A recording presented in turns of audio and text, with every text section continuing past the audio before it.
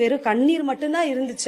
அவர்கிட்ட வெறும் கண்ணீர் மட்டும்தான் இருந்தது. நாங்க என்ன நிலைமையில இருக்கோமோ அதே நிலைமையில தான் அவரும் அங்க இருந்தார். நேச்சுரலா நாங்க பார்த்தோம். எங்களை நாங்க பாக்குற மாதிரியே இருந்துச்சு அந்த இடத்துல. அவரை நாங்க எப்படி இருக்கோமோ அதே மாதிரிதான் அவரும் இருந்தார். இந்த 30 நாள் வந்து எவ்வளோ ட்ரை பண்ணேன், நல்லா நாங்க வர முடியல, எனக்கு வாய்ப்பு கிடைக்கல.